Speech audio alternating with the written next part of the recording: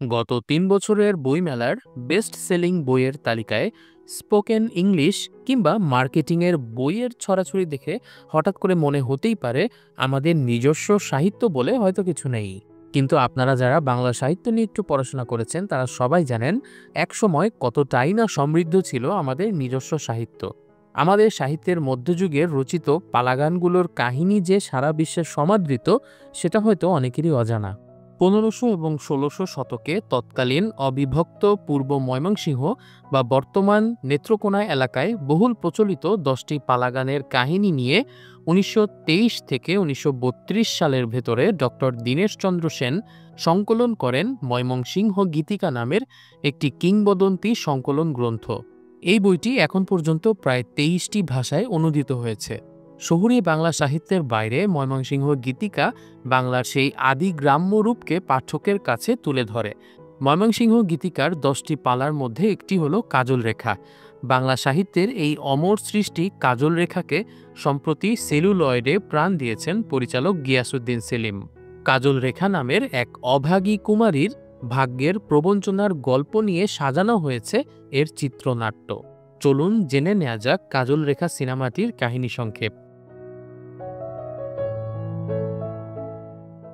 ভাটিয়াল মুল্লুকে এক ধনী সওদাগর ছিলেন যার নাম ছিল সাধু ধনেশ্বর।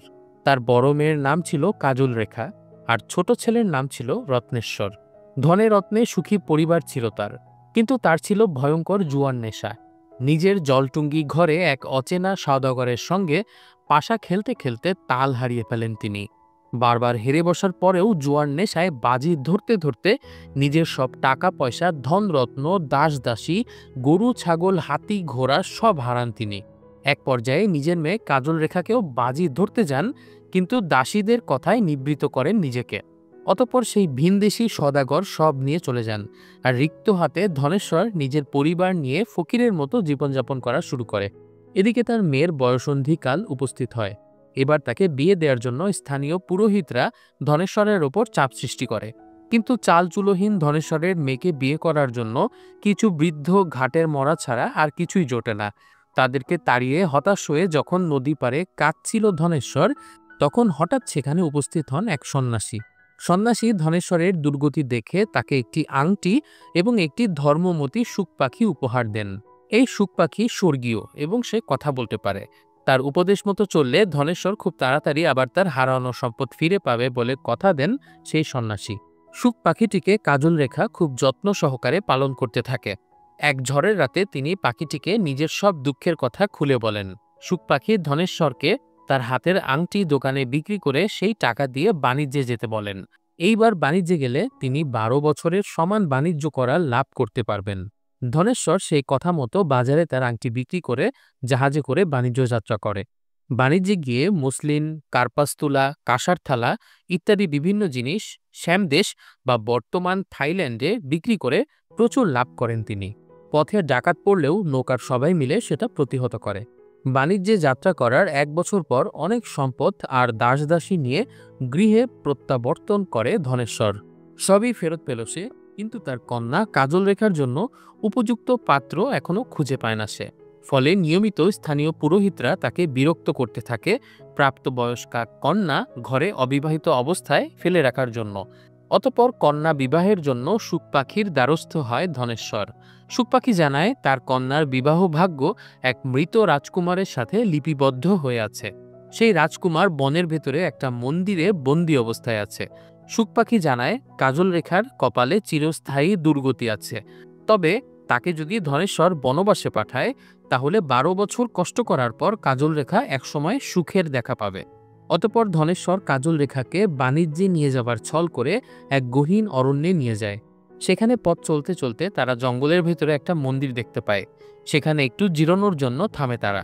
কাজল রেখার প্রচণ্ড তৃষ্ণা পাওয়ায় ধনেশ্বর পানি আনার জন্য তাকে সেখানে রেখে কাছের একটা পুকুরে যায়।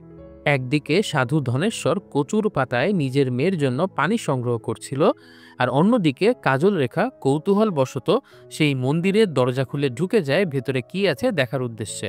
কিন্তু কাজল রেখা ভেতরে ঢোকার সাথে সাথে মন্দিরের দরজা একা একাই বন্ধ হয়ে যায়। ধনেশ্বর পানি নিয়ে আসার পর এই অবস্থা দেখে অনেক চেষ্টা করে দরজা খোলার, কিন্তু শত চেষ্টা করেও সে দরজা খুলতে ব্যর্থ হয়। অতঃপর সে বুঝতে পারে এটাই ছিল নিয়তির লিখন। কাজল রেখাকে সেখানে চোখের জলে বিদায় দিয়ে ধনেশ্বর নিজের বাড়িতে ফিরে আসে। বাবা চলে যাওয়ার পর কাজল রেখা চির একা হয়ে যায়। হঠাৎ করে মন্দিরের ভেতরে সে একজন পুরোহিতকে দেখতে পায়। সেই পুরোহিত তাকে জানায় পাশের ঘরে এক রাজকুমারের লাশ রয়েছে। রাজকুমারের নাম সুচ রাজকুমার। তাকে সুচ বলার কারণ হলো এক বিরল অভিশাপে সে আক্রান্ত।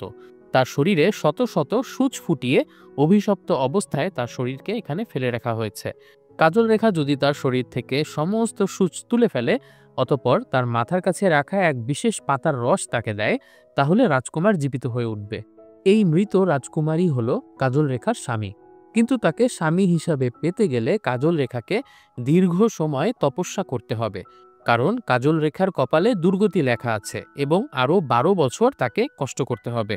রাজকুমার চোখ খোলার পর কাজল রেখা তাকে নিজের পরিচয় নিজ মুখে দিতে পারবে না। যদি নিজ মুখে কাজল রেখা নিজের সত্যিকারের পরিচয় কখনো বলে, তাহলে রাজকুমার চিরদিনের জন্য মারা যাবে।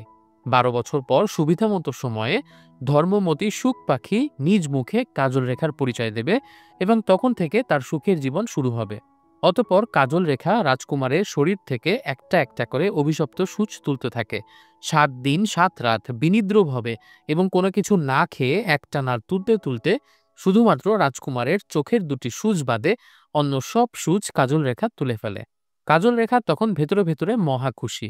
আর মাত্র 2টো সূচ তুলে ফেলে পাতার রস দিলেই তার স্বামী জীবিত হয়ে উঠবে। নিজেকে একটু পরিপাটি দেখাতে কাজল রেখা তখন মন্দিরের বাইরে যায় গোসল করার জন্য। মন্দিরের কাছেই একটা পুকুরে গোসল করতে নামে কাজল রেখা। তখন সেখান দিয়ে এক লোক হেঁটে যাচ্ছিল। তার সাথে ছিল একটা মেয়ে। মেয়েটিকে দাসী হিসেবে বিক্রি করার জন্য গঞ্জে গিয়েছিল সেই লোকটি, তবে উপযুক্ত দাম পায়নি। বনের কাছে এক সন্ন্যাসী তাকে এই রাস্তা দেখিয়ে দিয়ে বলে, বনের ভেতরে মন্দিরে এক রাজকুমারী থাকে, তার হয়তো দাসীর প্রয়োজন আছে। কাজল রেখা তখন সেই দাসীটিকে নিজের হাতের সোনার চুড়ি বা কঙ্কন দিয়ে লোকটির কাছ থেকে কিনে নেয়। হাতের কঙ্কন দিয়ে দাসীটিকে কিনে নেয় বলে দাসীর নাম রাখে সে কঙ্কন দাসী। কাজল রেখা ভাবতে থাকে তার বাবা ধন সম্পদ ফিরে পাওয়ার জন্য বাড়িতে সুখ পাখি এনেছিল। সেই সুখ পাখির কথায় নিজের কন্যাকে নির্বাসনে দিয়েছিল সে। আর এই দাসীর বাবা অর্থের অভাবে নিজের মেয়েকে দাসী হিসেবে বিক্রি করে দিচ্ছে। সে মনে করে তারা দুজনেই জনম দুঃখিনী। মেয়েটির প্রতি মায়া হওয়াতেই মূলত তাকে দাসী হিসাবে সে কিনেছিল। কাজল রেখা তখন কঙ্কন দাসীকে সবকিছু বলে দেয়, অর্থাৎ মন্দিরের ভেতরে সেই সুচ রাজকুমারের কথা এবং তাকে কিভাবে বাঁচিয়ে তোলা যাবে সে সবকিছু। কাজল রেখা তাকে মন্দিরের ভেতরে গিয়ে পাতা বেটে রস করে রাখতে বলে। সে গোসল শেষে মন্দিরে গিয়ে রাজকুমারকে সে রস দিয়ে ঘুম থেকে জাগাবে। কাজল রেখা মনে মনে ভালো ভাবলেও কঙ্কন দাসীর ভেতরটা ছিল কূটনামিতে ভরা। কাজল রেখা গোসল শেষ করে আসার আগেই সে দৌড়ে মন্দিরের ভেতরে যায় এবং রাজকুমারের চোখের সূচ 2টো উঠিয়ে সেখানে পাতার রস লাগিয়ে দেয়। অতঃপর রাজকুমার ঘুম থেকে জেগে ওঠে। দাসীকে চোখের সামনে দেখে সে মনে করে দাসী বুঝি তার প্রাণ বাঁচিয়েছে। কবির ভাষায় বলতে গেলে, অঙ্গ ঝাড়া দিয়া কুমার উঠিল জাগিয়া, কঙ্কন দাসী কয় কুমার আমারে কর বিয়া। রাজকুমার তখন নিজের জীবন বাঁচানোর কৃতজ্ঞতা স্বরূপ কঙ্কন দাসীকে আগুন সাক্ষী রেখে বিয়ে করলেন। এমন সময় গোসল শেষে পরিপাটি হয়ে কাজল রেখা মন্দিরে প্রবেশ করে। তার রূপ দেখে রাজকুমারের মনে সন্দেহ হয়। সে তাকে তার পরিচয় জিজ্ঞেস করে, কিন্তু ওই যে পুরোহিতের বারণ, কাজল রেখা কখনো নিজ মুখে তার সঠিক পরিচয় বলতে পারবে না, তাই সে চুপ থাকে। আর সেই দাসী উল্টো কাজল রেখাকেই কঙ্কন দাসী বলে পরিচয় করিয়ে দেয়। ফলে রাজকুমার দাসীকেই রানী হিসাবে বরণ করে ঘোড়ায় তুলে আর কাজল রেখাকে দাসী ভেবে পায়ে হাঁটিয়ে রওনা করে তার রাজ্যের উদ্দেশ্যে।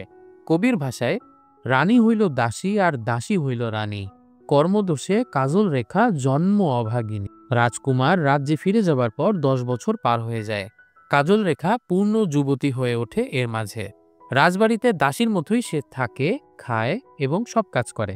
সারা বাড়ির সমস্ত কাজ করার পাশাপাশি দিনরাত তাকে সেই নকল রানীর সেবা করা লাগে। নকল রানীর এত সেবা করার পরেও নকল রানীর মন পায় না সে। সবসময়ই নকল রানী তাকে গালাগালি দিত। কাজল রেখা যদি কখনো নিজের আত্মপরিচয় দিয়ে ফেলে, সে কারণেই নকল রানী তাকে চাপের মধ্যে রাখত সবসময়। তবে কাজল রেখা পুরোহিতের কথা অনুযায়ী কখনোই নিজ মুখে আত্মপরিচয় দেয় না। তাই সুচ রাজা নকল রানীকেই আসল রানী মনে করে তার সঙ্গে সংসার করতে থাকে। তবে সুচ রাজার মধ্যেও কিন্তু কিছুটা সন্দেহ হয়। নকল রানীর লোভী মনোভাব আর আদব কায়দার অভাব দেখে তার মনে সন্দেহ সৃষ্টি হয়।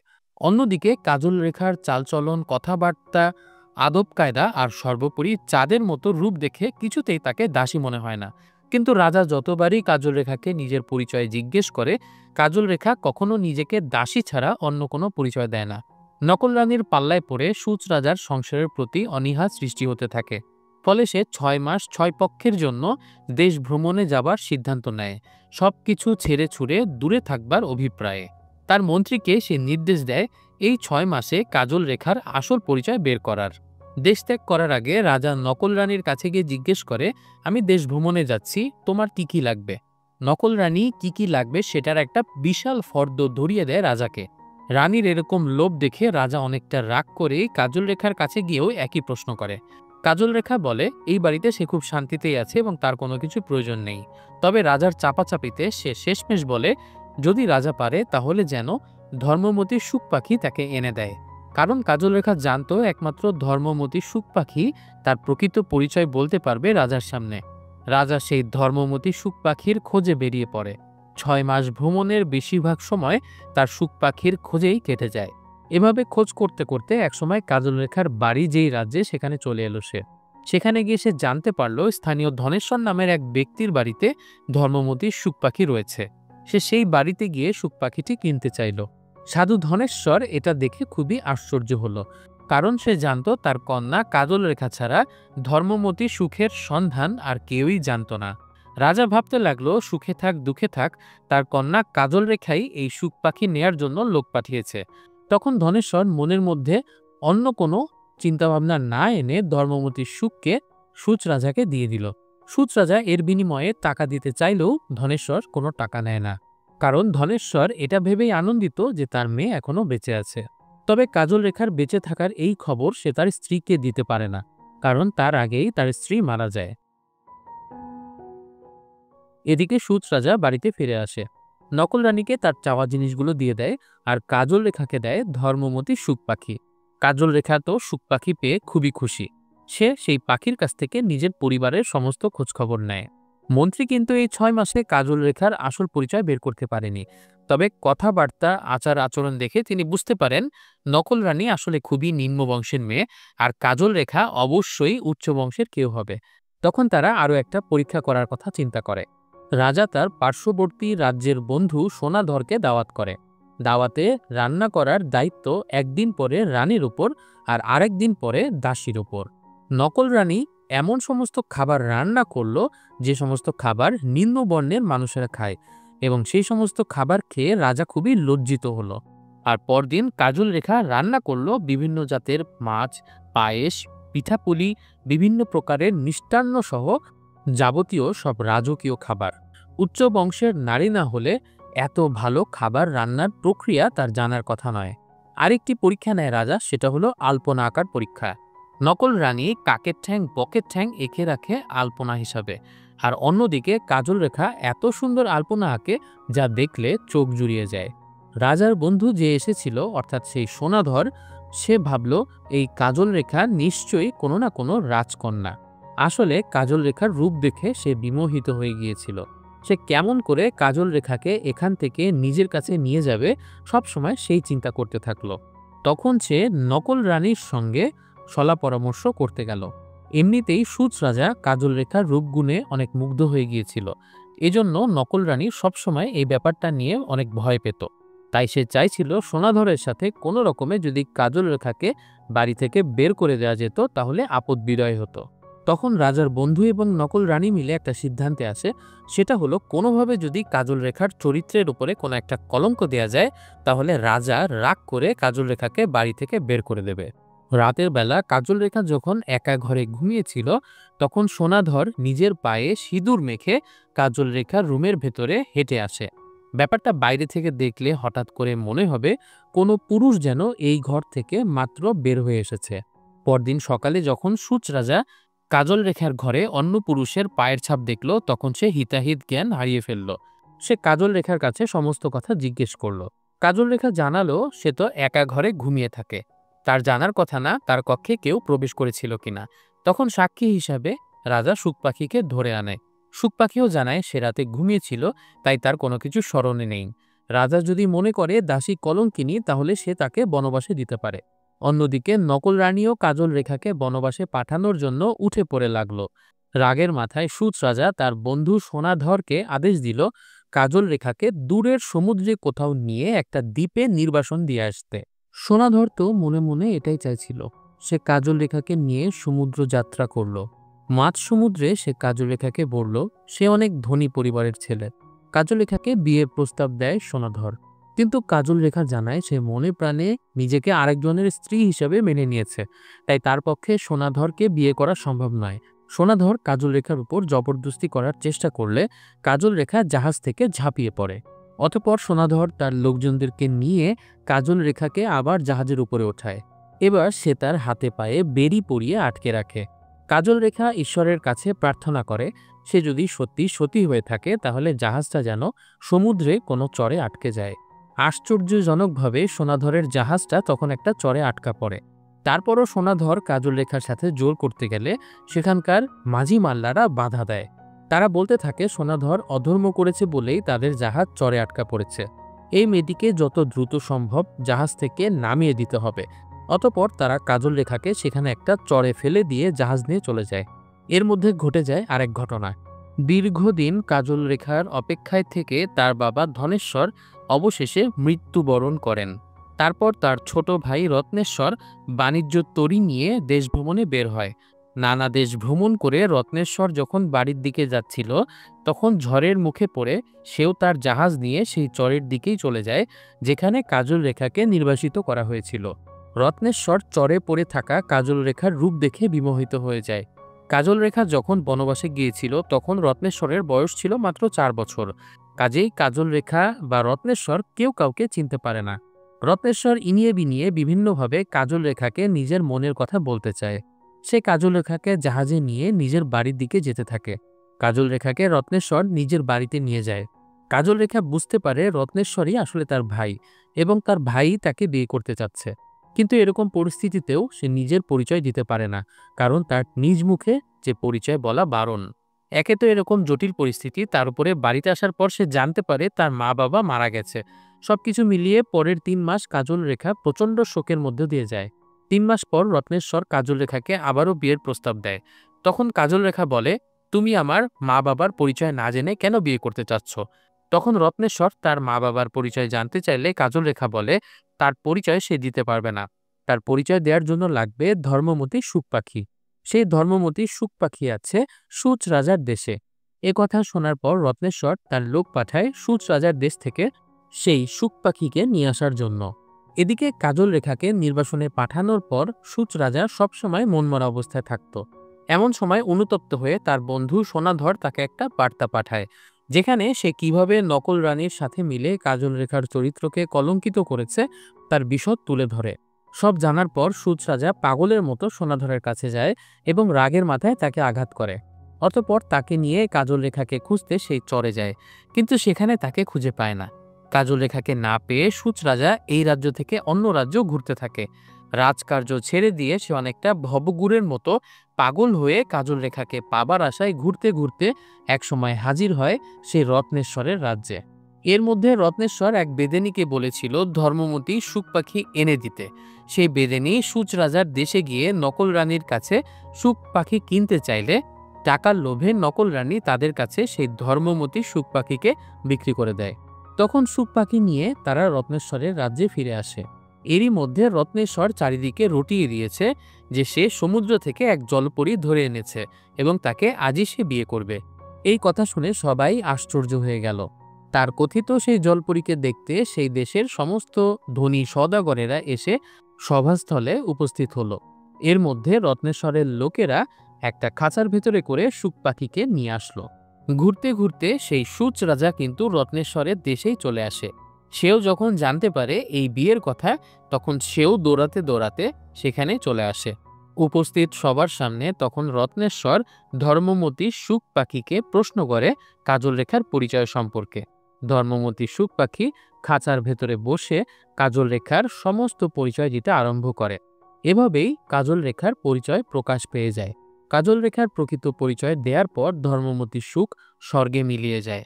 আর সুচ রাজা বুঝতে পারে কাজল রেখা আসলেই এক ধনী রাজকন্যা। আর রত্নেশ্বরও নিজের বোনকে বিয়ে করার কথা ভেবে অনেক লজ্জিত হয়ে পড়ে। তবে তার লজ্জার চেয়ে আনন্দটাই বেশি ছিল, কারণ সে তার বড় বোনকে খুঁজে পেয়েছে। সবার উপস্থিতিতে সুচ রাজার সঙ্গে কাজল রেখার ধুমধামের সঙ্গে বিয়ে হয়ে গেল। সুচ রাজা তখন কাজল রেখাকে নিয়ে নিজের বাড়িতে চলে এলো। ইতিমধ্যে সে জানতে পেরেছে কিভাবে কাজল রেখাকে দাসী বানিয়ে 12 বছর ধরে কষ্ট করিয়েছে আসল কঙ্কন দাসী। তাই সে ঠিক করলো সেই নকল রানী কঙ্কন দাসীকে শাস্তি দেবে। সে তার বাড়ির ভেতরে একটা বড় গর্ত খনন করলো। কঙ্কন দাসী তখন দৌড়ে এসে জিজ্ঞেস করলো, রাজা কেন এই গর্ত খনন করছে? তখন রাজা তাকে জানালো, ভাটির রাজা রত্নেশ্বর তাদের বাড়িতে লুট করতে আসবে, তাই তাদের সমস্ত ধন সম্পত্তি এই গর্তের ভেতরে চাপা দিবে। তখন কঙ্কন দাসী আর কোনো কিছু না বলে নিজের সমস্ত গহনাপত্র নিয়ে সবার আগে সেই গর্তে প্রবেশ করলো। তখন রাজা তার লোকজনদেরকে বলল গর্তে মাটি চাপা দিয়ে দিতে। মূল পালাগানে কঙ্কন দাসের মৃত্যু এই মাটি চাপা দেওয়ার কারণেই হয়েছিল। তবে কাজল রেখা সিনেমাতে এই ব্যাপারটাকে একটু পরিবর্তন করা হয়েছে। সিনেমাতে কাজল রেখা কঙ্কন দাসীকে মাফ করে দেয়, তবে তাকে তুলে এনে সুচ রাজা তার মন্ত্রীর মাধ্যমে পুরো রাজবাড়িতে নাকে খত দেয়। তারপর তাকে সেখান থেকে বের করে দেয়া হয় এবং দীর্ঘ 1 যুগ নিদারুণ কষ্ট সহ্য করার পর কাজল রেখার জীবনে অবশেষে সুখের পর্ব শুরু হয়। এই যে সুখ পাখি, সাধু, সুচ রাজা সবকিছু কাল্পনিক হলেও কাজল রেখা সিনেমাটা আমাদেরকে একটা শিক্ষা দিয়ে যায়। সেটা হলো পৃথিবীতেই আমাদের পাপের ফল ভোগ করতে হয়। কাজল রেখার বাবা ধনেশ্বরের জীবনে সবকিছু থাকার পরেও জুয়ার নেশাতে সে নিজের অর্থ সম্মান সব হারিয়েছে। তারপর সে যে পরিশ্রম করে সবকিছু ফেরত পেয়েছে তা কিন্তু নয়। সে শর্টকাটে সব সম্পদ ফেরত পাবার জন্য সন্ন্যাসীর দেয়া ধর্মমতী সুখ পাখির উপদেশ মানা শুরু করে। সন্ন্যাসীর দেয়া আংটি বিক্রি করে সে ব্যবসা করে 1 বছরে 12 বছরের সমান লাভ করে। সে ভেবেছিল জুয়া খেলে সে যে অপকর্ম করেছে সেটা শর্টকাটে আবারও ফিরিয়ে আনবে। 1 বছরে 12 বছরের সমান লাভ করলেও তার মেয়ের কপালে নেমে আসে দুর্গতি। সেই 12 বছরের কর্মফল কিন্তু ভোগ করতে হয় তার মেয়ে কাজল রেখাকে। 12 বছর ধরে রানী হয়েও দাসী হয়ে অত্যাচার সহ্য করতে হয় তাকে। তার পিতার কর্মফলের জন্য তার ভাগ্যে নেমে আসে এই দুর্গতি। আমরা সবসময় মনে করি শর্টকাটে কিভাবে সফল হওয়া যায়, কিন্তু সত্য হলো শর্টকাটে কোনো সফলতা লাভ করলে পতনটাও খুব দ্রুত হয়। এজন্য আমাদের সবার উচিত নিজেদের ভিত্তি মজবুত করা এবং সকল ধরনের জুয়া বা ফটকাবাজি থেকে দূরে থাকা। মনে রাখতে হবে আমাদের ভাগ্য কিন্তু নির্দিষ্ট এবং প্রত্যেক মানুষকেই তার কর্মফল ভোগ করতে হবে। কাজল রেখা সিনেমাতে ভাগ্যের প্রতিভূ হিসাবে অভিনয় করেছেন অভিনেতা আজাদ আবুল কালাম। তাকে আমরা কখনো জুয়ারি ভিনদেশি সওদাগর, কখনো সন্ন্যাসী, কখনো পুরোহিত বা কখনো মাঝি মাল্লা বিভিন্ন ধরনের চরিত্রে দেখতে পাই। আসলে তিনি পুরো সিনেমাতে কাজল রেখার ভাগ্য অঙ্কন করে গেছেন। ধনেশ্বর জুয়া খেলে সবকিছু হারানোর পর তার কপালে 12 বছরের দুর্গতি লেখা হয়ে গিয়েছিল। কিন্তু তারপরও সে যখন ধর্মমতী সুখ পাখির উপদেশ নিয়ে 1 বছরেই 12 বছরের সমস্ত সম্পদ ফিরে পেল, তখন তার সেই দুর্গতি স্থানান্তরিত হলো তার মেয়ে কাজল রেখার ভাগ্যের ওপর। অর্থাৎ শত জাদুটোনা বা অলৌকিক কাজ করেও নিজেদের কর্মফলকে এড়াতে পারল না তারা। আমাদের কাজল রেখার এক্সপ্লেনেশন ভিডিও এখানে শেষ করছি। কাজল রেখা সিনেমাটি আপনাদের কাছে কেমন লাগলো সেটা কমেন্ট করে জানাবেন। সেই সাথে জানাবেন আপনাদের কি মনে হয়, আসলেও কি মানুষ নিজেদের কর্মফলকে কখনো এড়াতে পারে? উত্তরটা আশা করি কমেন্টের মাধ্যমে জানাবেন। ভিডিওটি ভালো লাগলে লাইক করুন এবং এরকম আরও ভিডিও দেখতে চাইলে আমাদের চ্যানেলটি সাবস্ক্রাইব করে দিন। সবাই অনেক ভালো থাকবেন, সুস্থ থাকবেন এই কামনায় বিদায়।